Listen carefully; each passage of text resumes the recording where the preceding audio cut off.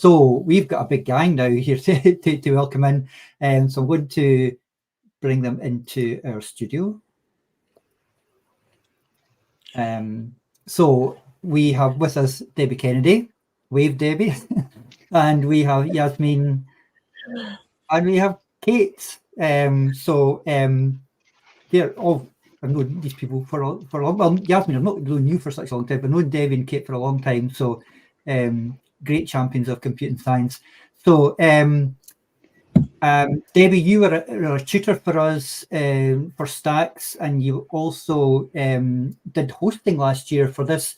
Kate, Jasmeen, I think this is your first STACS engagement, perhaps. I wonder if you guys would like to tell a little bit about who you are, what you do, just before we get into your session. I hope a lot of people might know me. I'm Kate Farrell. I'm previously from Computing at School Scotland a long time ago, computing teacher by trade, and I work for the university with Jasmeen on a data education in schools project. Jasmeen, do you want to give your background? Yeah, so I work with Kate on the Data Education in Schools project. My background is in data science through academia. And okay, sorry, Debbie, when you go. I don't need to be doing all the STACS stuff. So I'm Debbie Kennedy. I'm a computing teacher at St Kentigern for 26 years, and I've been working with Brendan and STACS for the past couple of years as a tutor. Yeah, thanks very much for coming along, folks. So I'll put your presentation on the screen, then Pamela and I will get out of the way and leave you to it. Thanks, Brendan.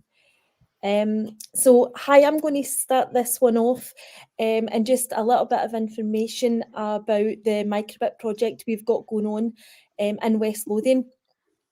So not long after we got the money in for the £2,500 to get our physical computing, I applied to Education Scotland for a grant, and the grant was for enhancing professional learning in STEM.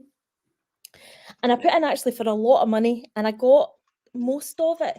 I got about £9,000 to train staff. We didn't spend it all, but what we did do was we got the grant, and that allowed us to get staff out to deliver some professional learning. Now, the key thing with the grant was that we couldn't actually make resources because there's a lot of resources out there, but it was about developing pathways and about trying to get progression coming up from the primaries into the secondaries to help us. And it was just about collating the resources that were out there and making them available to secondaries and to the primaries. So I'm not going to look at this the secondaries. We get 2 days for the secondary teachers, and we focused on the Lego robotics and we focused on the spheros. But the 2 days with the primary teachers, we get 7 teachers out. And those 2 days, the first day, what it was about was looking at the benchmarks. And we looked at our level 1s, we looked at our level 2s. We didn't look so much at the early years. And we said, well, which ones? Well, we said the primary teachers were saying, what ones is it that we feel that we can deliver? And this is what we picked from level 1. And the idea was to start that off in primary 7. And by the end, hopefully, primary 4, by the end, hopefully, of primary 7, most of the children will have achieved the level 2. So we took this on, the next slide, that was the work in progress, Kate. You'll remember when you came in that was up in the board and teachers were drawn all over that constantly. So that was what the teachers created up on the whiteboards, and it was fantastic watching them doing it. So the very first day, like I said, it was about the benchmarks, and then the teachers started collating the resources that were out there. We put them into a team, and you can see the top slides. That was all the level 1s. So they found the resources, they put in the links, but the important thing they did was they put down what the context was, i.e. that was them matching them up to those benchmarks, because remember, what we want is progression going into the secondary school. And they did the same for the level 2. And again, we can see there's your predict code, there's fixing errors. So all of those benchmarks were all inside there. And it was, again, it was a really worthwhile day. But apparently the best day was not what I did. Thank you, Kate. The best day was in fact day 2, because what happened was for day 2, we got Kate to come in, and I couldn't actually be there.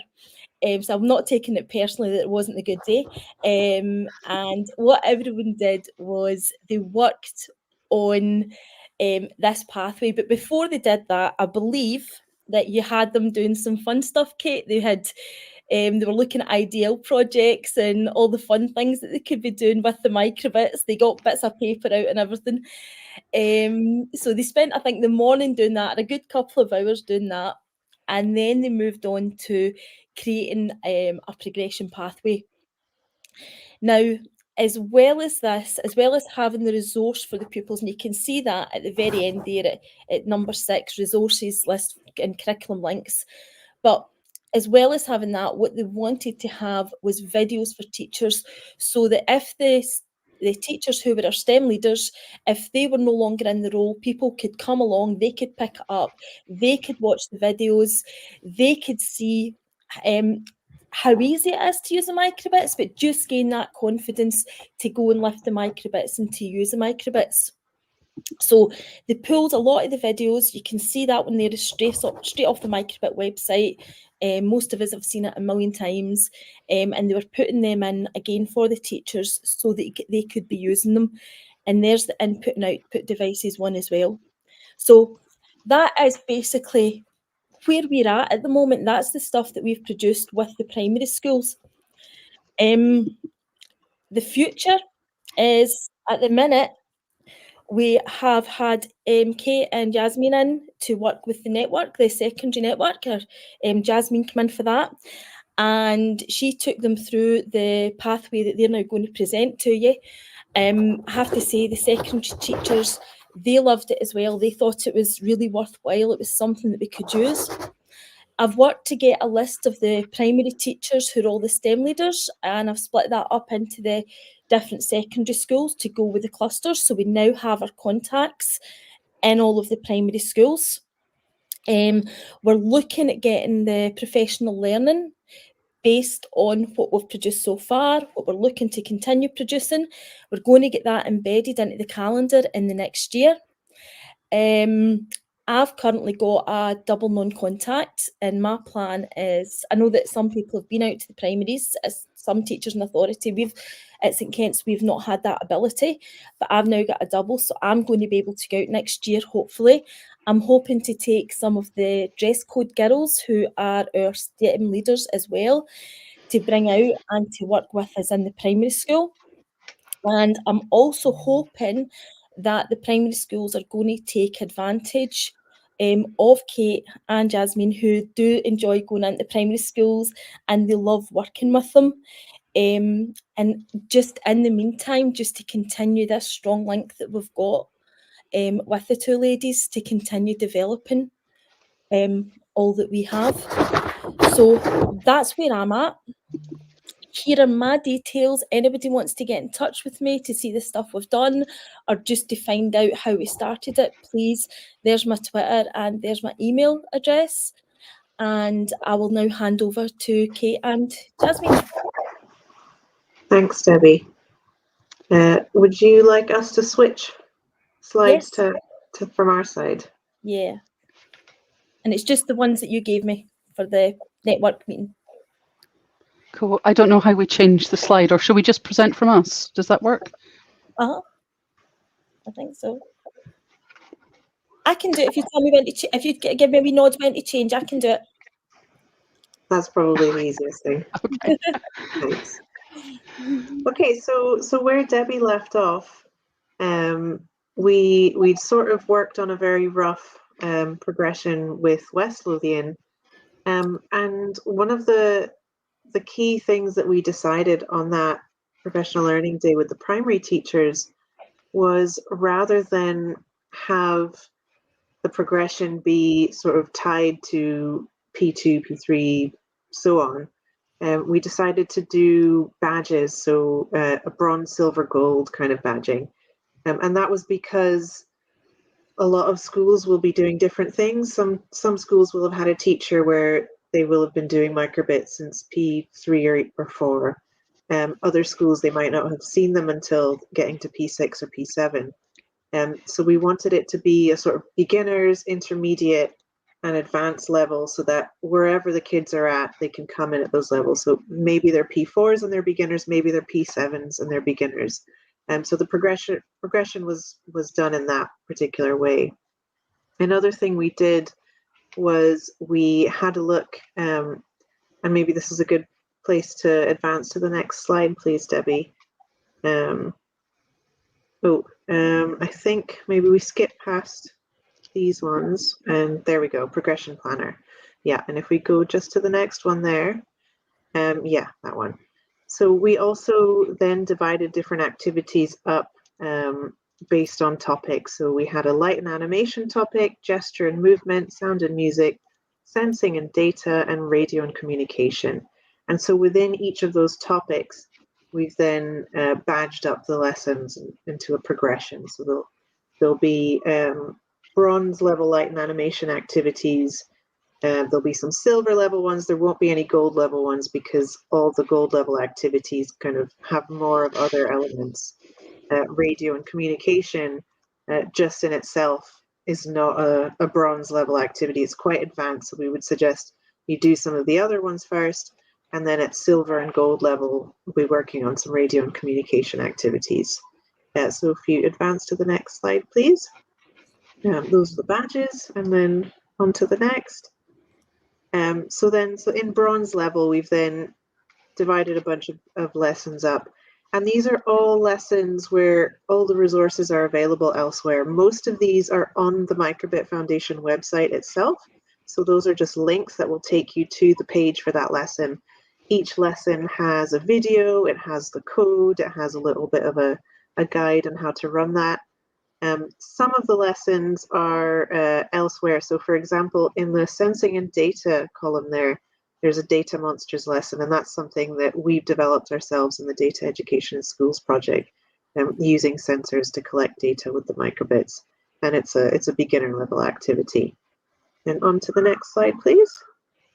These are some of the silver level activities. So in sound and music, you can create a metronome, or you can create a Frère Jacques song. And then there's some radio and comms activities there. So the most basic radio activity is sending a smile or teleporting a duck.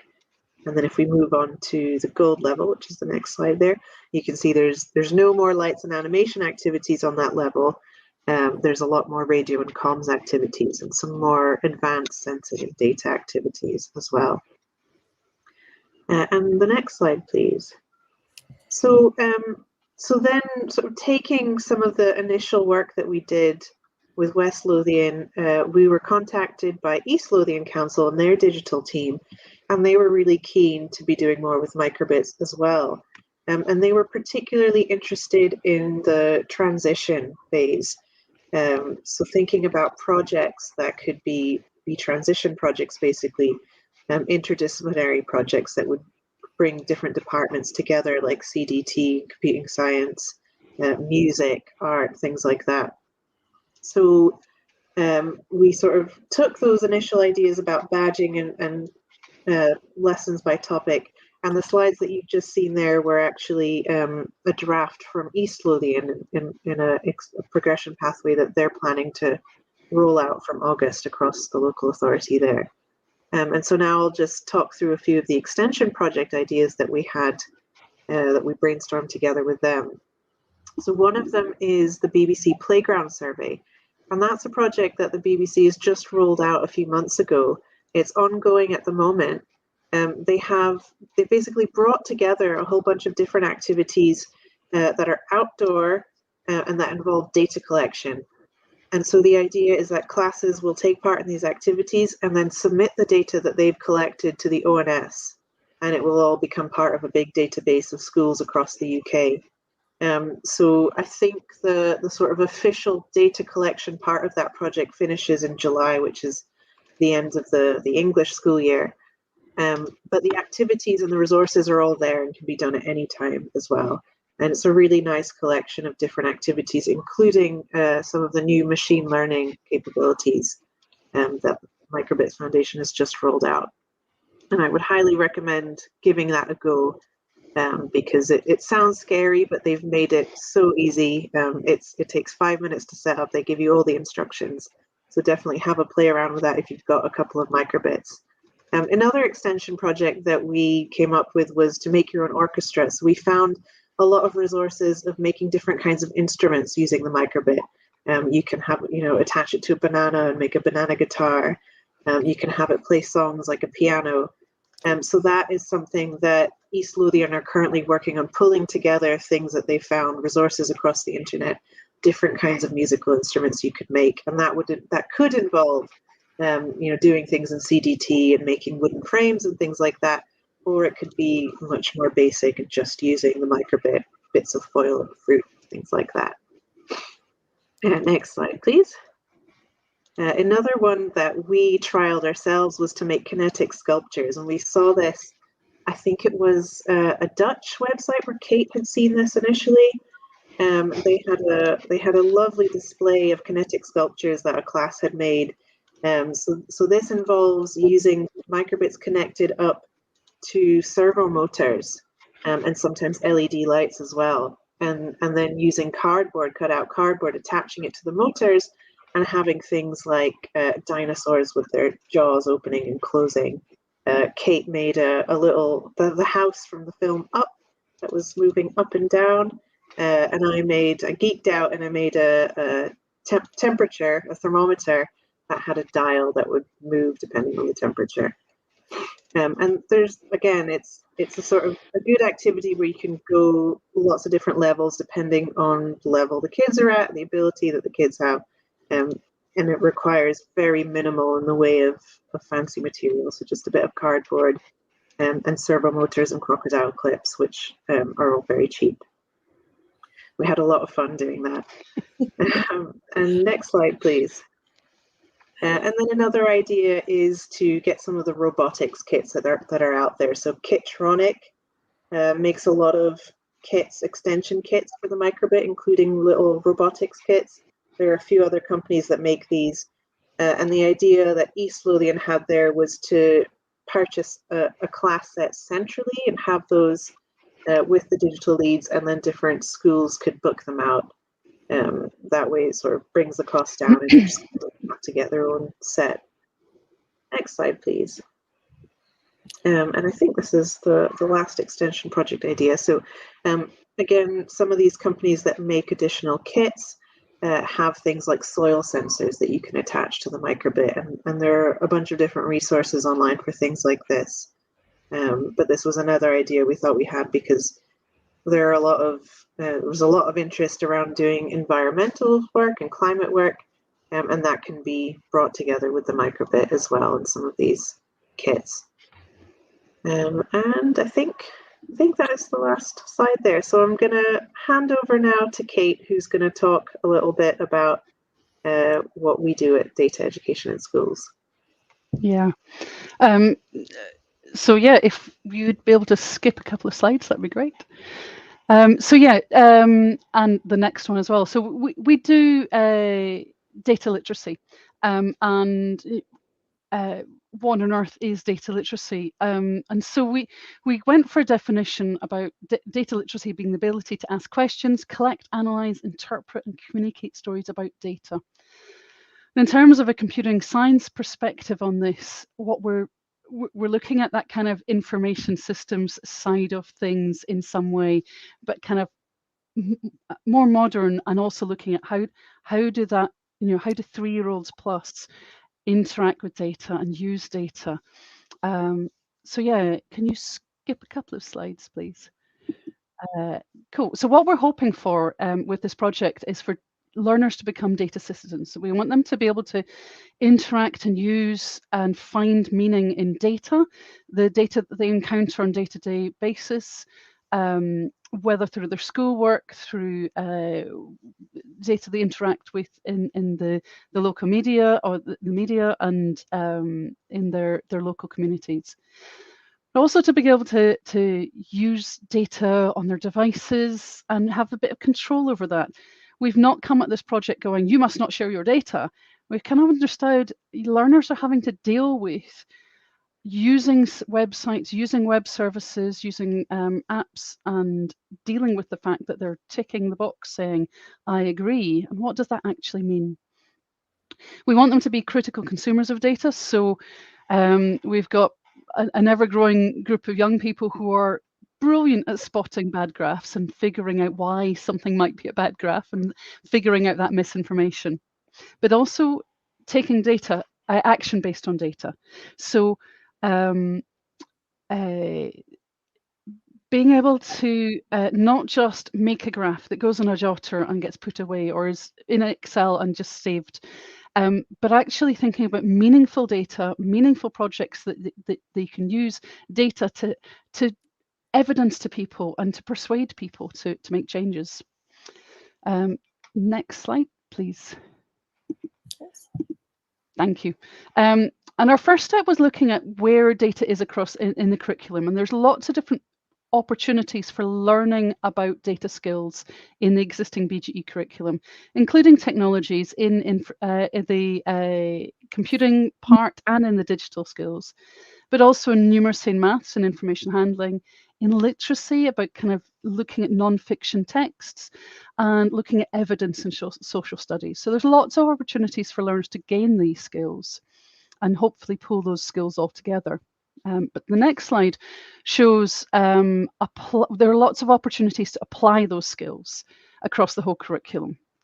So lots of potential for cross-curricular projects, particularly looking at water pollution and plant growth in science, looking at food miles and health and well-being, physical activity, sleep and nutrition, weather and climate, lots of opportunities. And if you want to find more about that, then the next slide has a link to our BGE resource, and I'll put that into the chat, where we've got a spreadsheet showing all of those opportunities.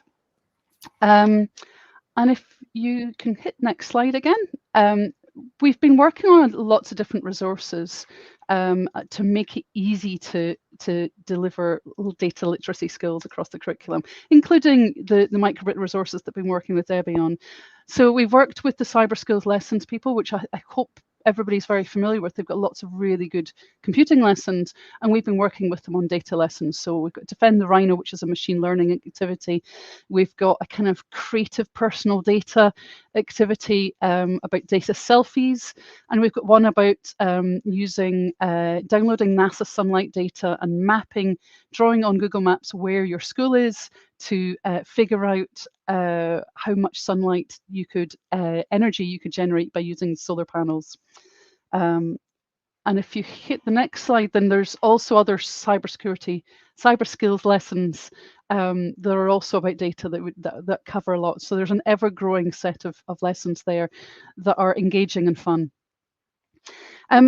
We also have the NPA in data science that we've worked with the SQA on. I will very quickly skim through this. So it's, if you can hit the next slide, it's there are core units in this and lots of optional units that you can choose from, so it's very flexible. The next slide shows that it can be designed to be taught by a range of different subject teachers. So it's a computing course. It's designed so that it could be taught by geography teachers or PE teachers or whoever, using case studies and data sets from those teachers. The next slide shows it's designed to be flexible, so you can flex whichever optional unit you want to choose, depending on your experience and what the learners are interested in. Next, it is designed to be interdisciplinary, so you could have multiple teachers working on this together. And then if you could skip a couple, it's also suitable for doing standalone units. So it might be you could teach data citizenship or data science in S3 as a level 4 qualification, perhaps. it's next is it's designed to be that you can teach multiple levels. It's been absolutely written so that you can teach multi-level classes, because that's the reality. Next is there's more time for at level 4 learners that they can teach, that you can teach level 4 learners at the same time as level 5 learners, but they just have more time to get that qualification, to get that understanding embedded. But most importantly for computing teachers is the next slide, which is one of the optional units is also a unit in the cybersecurity NPA. So you can do 5 units and get 2 National Progression Awards, which I think is a really, really helpful thing, that there's overlapping units in the NPA, and also a more overlapping is, I believe, the data science unit will be in the NPA in computing as well. The next slide shows that we have resources for teachers, which are at teachdata.science. So there's a teacher handbook and a learner handbook. Those will be updated soon for the new units that are coming along very, very shortly. The next slide, there is also learner lessons, and these can be used for lots of different reasons. You don't have to just use them for the NPA. So it's a set of lessons doing data literacy in Python and a set of lessons doing data literacy, data science in Excel. And they're very, very step by step, taking concepts really, really, really carefully. So that is pretty much a very quick whistle-stop tour of some of the things we're doing. We have a whole bunch of other resources available as well. We've got like escape rooms, all sorts of things that are available on our main website, lots of different activities. But we also have, coming up very soon, we've got the closing date for our secondary course, our 4-day secondary course. If you're in the South East Scotland area, there's a chance you might also get cover paid for that 4-day course. But it goes over data literacy and data science and ways to teach it, and including a kind of training in how to do the NPA and what's covered in the NPA. So I hope that helps as well, if that's of interest. Brilliant, thank you. Thank you, everyone. That was quite a lot of information. And Sorry. so fantastic to hear just the diversity of what's happening, everything from primary through to the NPA and all of the exciting and inspiring projects that are happening in there. It's really motivational to hear that at the end of the term, and perhaps giving us some new ideas moving into the future. So I think, have we got time for just maybe 1 or 2 quick questions? So the first one we have is about microbits attracting attention from other subjects. I think we've certainly seen a lot of interest from the secondary teachers that have come on the 4-day courses, and they tend to generally not be computing teachers. So there's definitely that kind of geography and maths teachers starting to get interested in these. But I think, to be honest, it's the primary teachers who are starting to realise that these exist, and it's a great stepping stone for them. And it makes me kind of realise as a computing teacher, actually, kind of as we bring this curriculum down, we're going to have to kind of boost what happens in computing in secondary. But I think that can be supported by other subjects as well. Yeah. Debbie, what do you feel? The one that we like doing is, the step counter one. We do that, they go to PE, they love it. We've also been doing some ideal with music. The ones that are really obvious, those ones are easy to do, but the other teachers love it as well. They love seeing what these things that computing is bringing to their subject. So I think it feels so, if we can do it properly and organically, it works really well. I think the machine learning tool as well with the microbits, that's part of the playground. So it's a machine learning tool, and we've had interest from some schools where they've gone, oh, we could use this to teach in CDT the right movement. So basically, it's taking a microbit and you train it in different dance moves, for example, or actions. And we've got teachers going, but we could use that to help kids understand the right movements in sports, or recognize whether it's an underarm or overarm shot in badminton or something. So yeah, I really think other teachers are starting to recognize what cool little bits of kit these are. Great, thank you. So just one quick question really for, I think, Debbie mainly here, about whether you're building a teacher network across the whole local authority or just your own school area. As a network lead, it was across the whole network. Unfortunately, the issue that we do have is that, lots of teachers at secondary were on minimum time. Trying to get out is difficult. But while at the minute I'm getting out to my school, any PL that is an offer will be offered to the full authority for anybody to come along. It can be done online, it can be done centrally, it doesn't matter. So I would prefer the bigger picture and get everybody, so that people are coming up to secondary with a much more useful and worthwhile experience in the primary school in computing science. My aim is to turn everybody into geeks. I've been saying it for years. Geeks and nerds rule the world, Debbie. Geeks and nerds rule the world. It's the 21st century, we're cool at last. So Brilliant. Thank you very much, ladies, Debbie, Jasmeen and Kate. It's been really great to hear from you this evening, and hopefully we can catch up at another STACS event soon and ask lots of questions and hear some more information about all of the different exciting aspects that you're working on at the moment. Okay, thank you so much. Thank you very much. Bye. Thank you.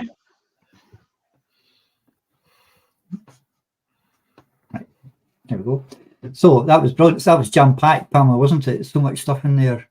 Yeah, it was great. Microbits, data, everything. And I like that kind of like it's spread. I feel like computing is spreading out into attracting interest from other subjects, as it should. I mean, other teachers, it would be nice to see them seeing how important CS is for their subject,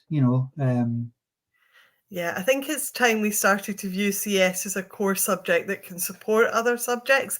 That's how it's happening out there in the real world, Brendan. We're seeing computing embedding into the pharmaceutical industry, into finance, into all of these other things. And that's got to start in our schools so that pupils can actually see the real life links and where computing can take them, and that it's not just a programmer's job anymore. We're part of much bigger industries out there.